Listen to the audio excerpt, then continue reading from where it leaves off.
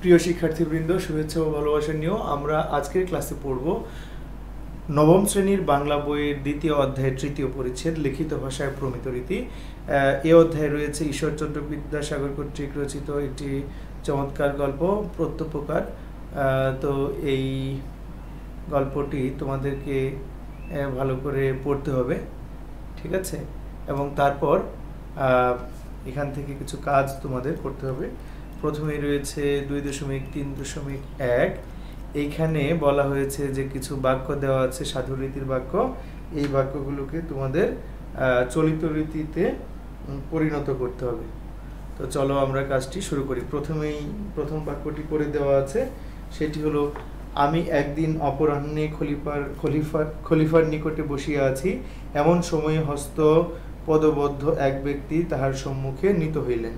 তাহলে এই বাক্যটির প্রমিত রূপ হবে, আমি একদিন বিকেলে খলিফার কাছে বসে আছি, এমন সময়ে হাত পা বাঁধা এক ব্যক্তিকে তার সামনে আনা হলো। তারপরে যে বাক্যগুলো আছে ধারাবাহিকভাবে আমি প্রমিত রূপে বা যে প্রমিত রীতি সেই রীতির বাক্যে পরিণত করছি। দ্বিতীয় বাক্যটি হলো, তুমি এ ব্যক্তিকে আপন আলোয় লইয়া গিয়া রুদ্ধ করিয়া রাখিবে এবং কল্য আমার নিকট উপস্থিত করিবে। এর প্রমিত রূপ হলো, তুমি এ ব্যক্তিকে নিজ বাড়িতে নিয়ে গিয়ে আটক করে রাখবে এবং আগামীকাল আমার কাছে হাজির করবে। তৃতীয় বাক্যটি হলো, তদীয় ভাব দর্শনে স্পষ্ট প্রতীত হইল তিনি ওই ব্যক্তির উপর অত্যন্ত ক্রুদ্ধ হইয়াছেন। এই বাক্যটির প্রমিত রূপ হলো, তার ভাব দেখে স্পষ্ট উপলব্ধি হলো তিনি ওই ব্যক্তির উপর খুবই রাগান্বিত হয়েছেন। কিয়ৎক্ষণ পরে আমি তাহাকে জিজ্ঞাসা করিলাম, আপনার নিবাস কোথায়? এর প্রমিত রূপ হলো, কিছুক্ষণ পর আমি তাকে জিজ্ঞেস করলাম, আপনার বাড়ি কোথায়?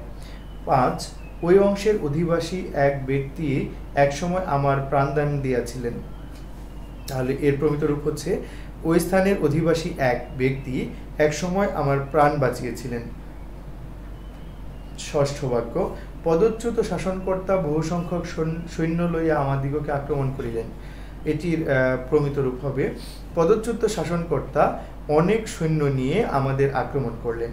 7 নম্বর বা সপ্তম বাক্যটি হলো, তাহার এই প্রার্থনা শুনিয়া আমি বলিলাম, না না, আপনি এক মুহূর্তের জন্য প্রাণনাশের আশঙ্কা করিবেন না।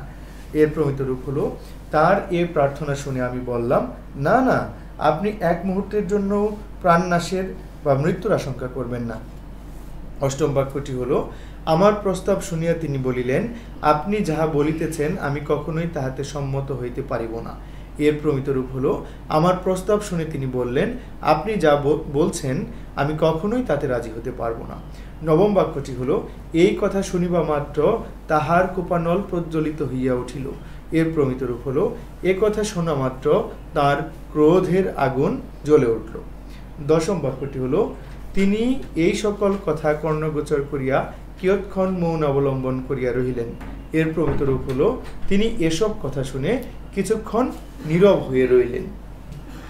প্রিয় শিক্ষার্থীবৃন্দ, এ পর্যায়ে রয়েছে, খেয়াল করো, 2.3.2 সাধু রীতির গদ্যকে প্রমিত রীতিতে রূপান্তর। এখানে মূলত তোমাদেরকে বিভিন্ন দলে ভাগ হয়ে গল্পের বিভিন্ন অংশ চলিত রীতিতে পরিণত করতে বলা হয়েছে। তো আমি যথাসাধ্য চেষ্টা করছি সম্পূর্ণ অংশটিকেই তোমাদের এই চলিত রীতিতে বা প্রমিত রীতিতে পরিণত করবার জন্য, ঠিক আছে? তো এখানে অনেকগুলোই রয়েছে, আমরা শুরু থেকেই শুরু করি। চলো, গল্পটি বেশ বড়ই আছে, খেয়াল করো। আলী ইবনে আব্বাস নামে এক ব্যক্তি মামুন নামক খলিফার প্রিয় ব্যক্তি ছিলেন। তিনি বলে গিয়েছেন, আমি একদিন বিকেলে খলিফার কাছে বসে আছি, এমন সময়ে হাত পা বাঁধা এক ব্যক্তিকে তার সামনে আনা হলো। তারপর খেয়াল করো, তারপর কোথায় রাখলাম, হ্যাঁ,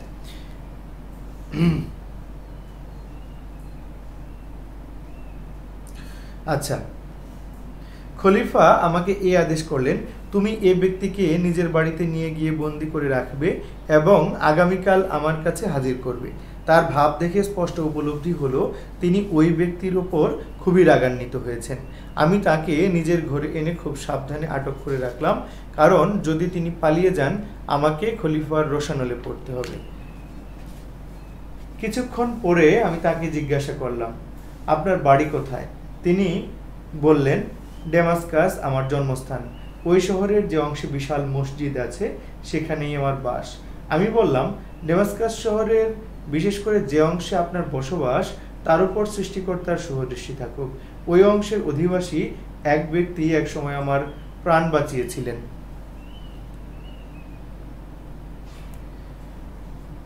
আমার এই কথা শুনে তিনি সবিশেষ জানার ইচ্ছা প্রকাশ করলে আমি বলতে শুরু করলাম, অনেক বছর আগে ডেমাস্কাসের শাসনকর্তা পদচ্যুত হলে যিনি তার পদে অধিষ্ঠিত হন আমি তার সঙ্গে সেখানে গিয়েছিলাম।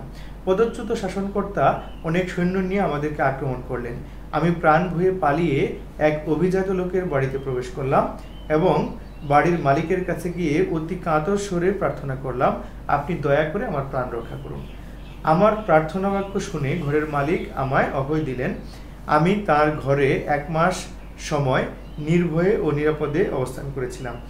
একদিন আশ্রয়দাতা আমাকে বললেন, এ সময় অনেক লোক বাগদাদ যাচ্ছে, নিজের দেশে ফিরে যাওয়ার জন্য আপনি এর চেয়ে বেশি ভালো সুবিধার সময় পাবেন না। আমি রাজি হলাম। আমার কাছে কোনো অর্থ ছিল না, লজ্জাবশত আমি তার কাছে সে কথা বলতে পারলাম না। তিনি আমার ভাবভঙ্গি দেখে তা বুঝতে পারলেন, কিন্তু তখন কিছু না বলে নীরব হয়ে রইলেন। তারপর তিনি আমার জন্য যেসব আয়োজন করে রেখেছিলেন চলে যাওয়ার দিন তা দেখে আমি বিস্মিত হলাম। একটি উন্নত জাতের ঘোড়া সুসজ্জিত হয়ে আছে, আর একটি ঘোড়ার পিঠে খাদ্য সামগ্রী রাখা আছে, আর পথে আমার পরিচর্যা করার জন্য একটি পরিচারক যেটাকে সেবকও বলা যেতে পারে যাওয়ার জন্য প্রস্তুত হয়ে রয়েছে।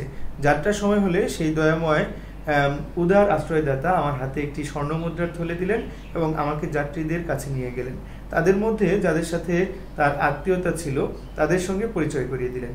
আমি আপনার স্থানে এসব উপকার পেয়েছিলাম, এজন্য পৃথিবীতে যত জায়গা আছে ওই জায়গা আমার কাছে সবচেয়ে বেশি প্রিয়। একথা বলে বেশি প্রিয়। তারপর হচ্ছে একথা বলে দুঃখ প্রকাশ করে আমি বললাম, আক্ষেপের বিষয় এই, আমি এ পর্যন্ত সেই দয়াময় আশ্রয়দাতার কখনো কোনো খোঁজ পেলাম না। যদি তার কোনো দিক দিয়ে কৃতজ্ঞতা জানানোর সুযোগ পাই তাহলে মৃত্যুর সময় আমার কোনো আফসোস থাকবে না। একথা শোনা মাত্র তিনি অত্যন্ত আনন্দিত হয়ে বললেন, আপনার মনের আশা পূরণ হয়েছে। আপনি যে ব্যক্তির কথা বললেন সে এই হতভাগা আপনাকে 1 মাস যাবৎ নিজের বাড়িতে রেখেছিল। তার এই কথা শুনে আমি চমকে উঠলাম। সবিশেষ একাগ্রতার সাথে কিছুক্ষণ মনোযোগ সহকারে দেখে তাকে চিনতে পারলাম। আনন্দে আপ্লুত হয়ে জলভরা চোখে আলিঙ্গন করলাম। তার হাত ও পা থেকে লোহার শিকল খুলে দিলাম এবং কি দুর্ঘটনায় পড়ে তিনি খলিফার রোশনালে পড়লেন তা জানার জন্য আকুল হলাম। তখন তিনি বললেন, কিছু মন্দ লোক ঈর্ষাবশত শত্রুতা করে খলিফার কাছে আমার সম্পর্কে ভয়ানক দোষারোপ করেছে, সেজন্য তার আদেশে হঠাৎ আটক ও এখানে আনা হয়েছে। আমার আসার সময় স্ত্রী পুত্র কন্যাদের সাথে দেখা করতে দেয়নি। মনে হয় আমার প্রাণদণ্ড হবে, তাই আপনার কাছে বিনীত অনুরোধ আপনি দয়া করে আমার পরিবারবর্গের কাছে এই খবর পাঠিয়ে দিবেন, তাহলে আমি যথেষ্ট উপকৃত হব।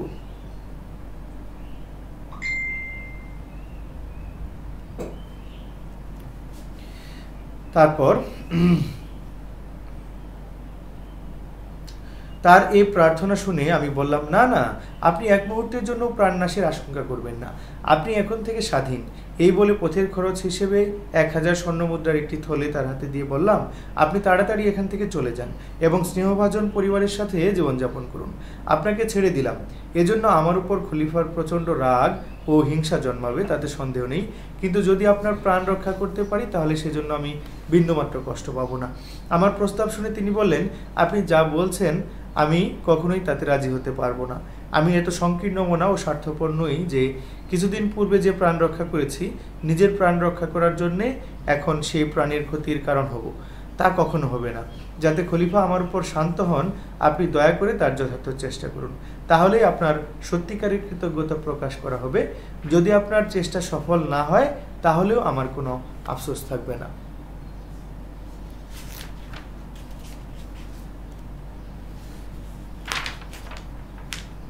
পরদিন ভোরবেলা আমি খলিফার কাছে হাজির হলাম।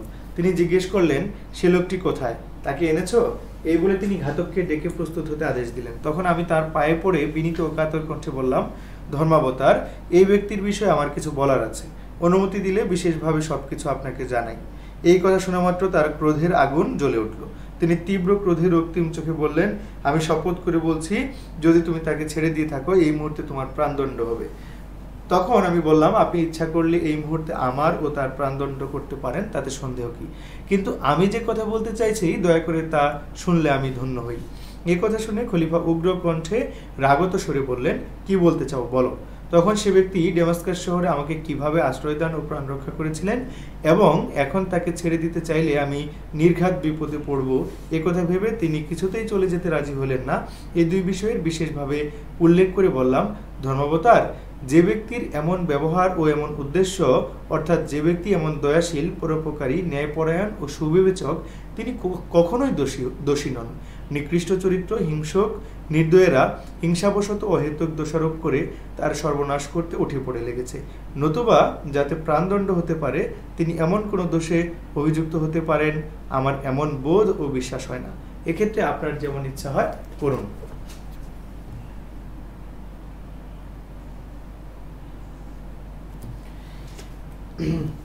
খলিফা উদার হৃদয় ও কোমল মনের মানুষ ছিলেন। তিনি এসব কথা শুনে কিছুক্ষণ নীরব হয়ে রইলেন। তারপর প্রসন্ন মুখে বললেন, সে ব্যক্তি যে এমন দয়াশীল ও ন্যায়পরায়ণ, এটি জেনে আমি খুবই আনন্দিত হলাম। তিনি প্রাণদণ্ড থেকে মুক্তি পেলেন। বলতে গেলে তোমার মাধ্যমে তার প্রাণ রক্ষা হলো। এখন তাকে তাড়াতাড়ি এ খবর দাও এবং আমার কাছে নিয়ে এসো। এ কথা শুনে আনন্দের সাগরে আত্মহারা হয়ে আমি তাড়াতাড়ি বাড়ি ফিরে গিয়ে তাকে খলিফার সামনে হাজির করলাম। খলিফা তাকে দেখামাত্র সন্তোষপূর্ণ ও আনন্দিত দৃষ্টিতে আদরের সাথে সম্বোধন করে বললেন, তুমি যে এমন চরিত্রের লোক তা আমি আগে জানতাম না। অসৎ চরিত্র, দুর্বৃত্তদের কথা বিশ্বাস করে অযথা তোমার প্রাণদণ্ড দিতে চেয়েছিলাম। এখন এর কাছে তোমার আসল পরিচয় পেয়ে খুবই সন্তুষ্ট হয়েছি। আমি অনুমতি দিচ্ছি, তুমি নিজের বাড়ি চলে যাও। এই বলে খলিফা তাকে অনেক দামি পোশাক, সুসজ্জিত 10টি ঘোড়া, 10টি গাধা, 10টি উট উপহার দিলেন এবং ডেমাস্কাসের রাজপ্রতিনিধির নামে একটি অনুরোধ পত্র ও পথ খরচ হিসেবে অনেক টাকা দিয়ে তাকে বিদায় দিলেন। তো প্রিয় শিক্ষার্থীবৃন্দ, এই পরিচ্ছেদের যেই কাজগুলো ছিল 3.2.2 এর মাধ্যমে তা সমাপ্ত হলো। তোমাদের সবাইকে অসংখ্য ধন্যবাদ।